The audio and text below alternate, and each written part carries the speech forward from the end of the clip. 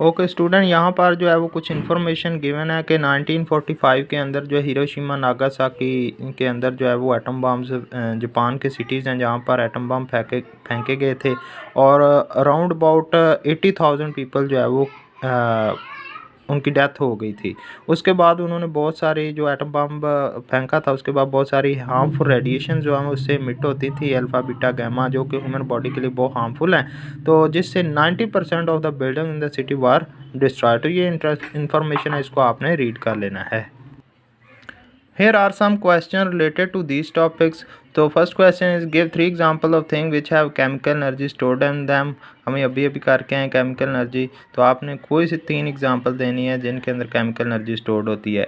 Give 3 examples of thing which have elastic tension energy stored in them. तो ये भी बिल्कुल आसान है कि वो कौन, जैसे स्ट्रेच बो है, स्ट्रेच कॉइल स्प्रिंग है, ठीक है, रबर बैंड है, तो ये इजीली आप जो है वो कर सकते हैं। Then next question, explain the difference between elastic tension energy and gravitational potential energy.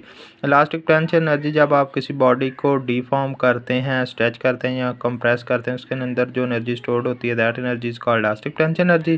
Gravitational potential energy क्या होती है, लास्ट टाइम भी हमने किया था, किसी बॉडी की हाइट की वजह से जो एनर्जी उसके अंदर स्टोर्ड होती है that energy is called the gravitational potential energy. Next question, what is the difference between nuclear fission and nuclear fusion.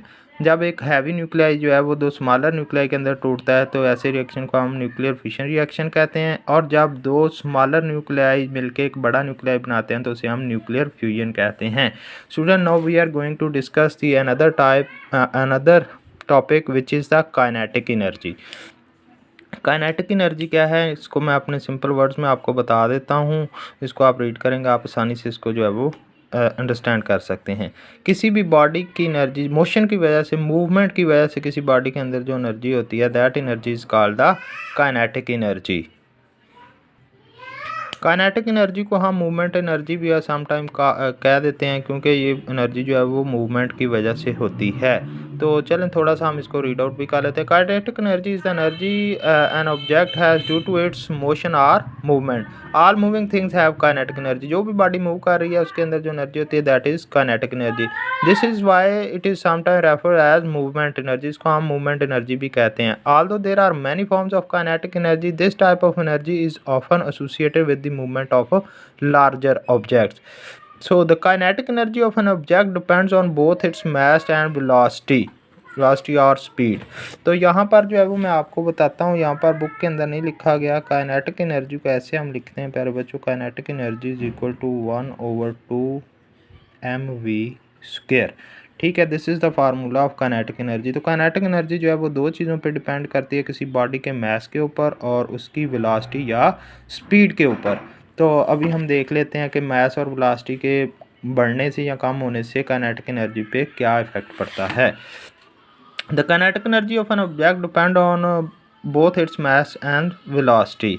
For example an aeroplane has a large amount of kinetic energy. जो aeroplane होता है उसके ज़्यादा kinetic energy होती है। क्यों होती है? क्योंकि उसका एक तो मास ज़्यादा होता है, दूसरी उसकी वेलोसिटी ज़्यादा होती है। Similarly on the other hand अगर हम एक फ्लाइंग इंसेक्ट को ले लें, एक बर्ड को ले लें, उसका मास भी कम होता है और उसकी स्पीड भी कम होती है, जिसकी वजह से उसकी काइनेटिक एनर्जी भी कम होती है। इसको आप इजीली जो है वो अंडरस्टैंड कर सकते हैं। ये एग्जांपल है। A car travelling long a road has kinetic energy, so does a truck travelling at the same speed.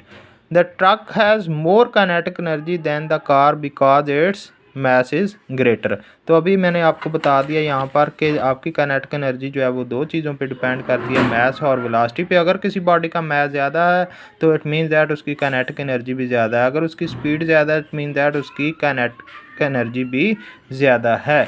तो यहाँ पर उसने एग्जांपल दी थी कि आपके पास एक कार भी मूव कर रही है, एक ट्रक भी मूव कर रहा है सेम स्पीड के साथ, तो किसकी काइनेटिक एनर्जी जो है वो ज़्यादा होगी? जिसका मास ज़्यादा होगा उसकी काइनेटिक एनर्जी भी ज़्यादा होगी। काइनेटिक वर्ड जो है ये ग्रीक वर्ड है, काइनेसिस, उसका मतलब क्या है? Which means moving. सो यहाँ पर प्यारे बच्चों कहता है कि by doubling the speed of a moving object its kinetic energy is increased 4 times. अगर आप जो है वो किसी ऑब्जेक्ट की स्पीड डबल करते हैं तो उसकी काइनेटिक एनर्जी जो है वो 4 टाइम इंक्रीज़ हो जाती है। कैसे इंक्रीज़ हो जाती है ये थोड़ा सा आपको अंडरस्टैंड करना पड़ेगा। यहाँ पर हम सपोज ये हमारे पास काइनेटिक एनर्जी दो चीज़ों पे डिपेंड करती है। किस तरह जो है वो किसी बॉडी की स्पीड डबल करने से उसकी काइनेटिक एनर्जी 4 टाइम होती है। तो यहाँ पर प्यारे बच्चों देखें, लेट्स सपोज कि मेरे पास एक बॉडी है जिसका मैस मैं कह देता हूँ 5 kg है और उसकी स्पीड जो है वो 2 मीटर पर सेकंड है। ठीक है, तो उसकी काइनेटिक एनर्जी जो है वो देख लेते हैं कि काइनेटिक एनर्जी क्या है कि 1/2 मैस की जगह पे 5 पुट कर देंगे, स्पीड की जगह पे 2 पुट कर देंगे, उसका स्केयर है तो स्केयर कर देंगे। सो 1/2 5 2 का स्केयर जो है वो आपके पास 4 हो जाएगा। अगर हम कट करेंगे 2 2 ज़ार 4 तो 5 2 ज़ार 10। अगर एक बॉडी जिसका मैस 5 kg उसकी स्पीड 2 मीटर पर सेकंड हो तो उसकी काइनेटिक एनर्जी जो है वो कितने, सॉरी यहाँ पर जो है वो आपको एक बात बुक में नहीं लिखी गई है, आपको पता होना चाहिए कि काइनेटिक एनर्जी को हम जो है वो किस चीज़ में मेजर करते हैं। एनर्जी प्यारे बच्चों कोई भी हो उसको जौल के अंदर मेजर किया जाता है, ये हमने सेकंड टॉपिक में डिस्कस कर लिया था। अब हम इसकी स्पीड डबल करके देखते हैं, इसी मैस की 4 मीटर पर सेकंड करके देखते हैं। तो बच्चों 1/2 एज इट इज़ मैस वही है, अब स्पीड हमने डबल की है तो ये कितना आता है 2 का सॉरी 4 की है स्पीड, पहले 2 थी अब डबल कर दी, 2 का डबल 4 होता है। तो ये 1/2 5 4 का स्केयर 16। अब इसको कट करें बेटा, 2 8 ज़ार 16 8 5 ज़ार 40। अब हमने स्पीड डबल की है, 40 जूल जो है वो उसकी काइनेटिक एनर्जी आई, पहले 10 जूल आई थी तो अब कितनी आई है 40 joule. It means that 4 time increase हुई है। किसी भी ऑब्जेक्ट की स्पीड डबल करने से उसकी काइनेटिक एनर्जी जो है वो कितने टाइम इंक्रीज होगी 4 time.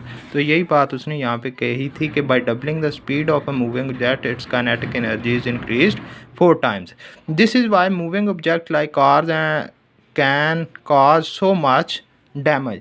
Bye doubling it speed, अगर आप स्पीड करते हैं तो उसको स्टॉप करने के लिए 4 टाइम डिस्टेंस जो है वो रिक्वायर्ड होगा आपको, अगर आप उसको स्टॉप करना चाहते हैं। If the car were to hit a person और a solid wall it would cause much more damage if traveling at a high speed than if it is was going more slowly। अगर वो fastly move कर रही है तो वो ज़्यादा damage करेगी due to its large kinetic energy. यहाँ पर लिखा the faster a car goes the more kinetic energy it has and the more damage it causes। Now students, here are some questions, you can easily answer them. What is kinetic energy? Kinetic energy is the energy stored in an object due to its motion or movement। Sometimes kinetic energy is called movement energy। ठीक है, आप इसको easily answer कर सकते हैं। What two things does kinetic energy depend on? किन चीज़ों पे डिपेंड करती है? तो काइनेटिक एनर्जी दो चीज़ों पे डिपेंड करती है, number 1 is the mass and number 2 is speed. किसी बॉडी की मैस और स्पीड के ऊपर जो है वो डिपेंड करते हैं। Greater is the mass greater is its energy. आप इसकी एग्जांपल्स भी दे सकते हैं, एरोप्लेन वाली और एक फ्लाइंग और बर्ड वाली। Explain why a flying aeroplane has more kinetic energy then a flying insect. आप इसको जो है इजीली एक्सप्लेन कर सकते हैं, ड्यू टू लार्ज या हैवियर मैस एरोप्लेन की जो काइनेटिक एनर्जी ज़्यादा होती है, उसकी स्पीड और मैस ज़्यादा होता है।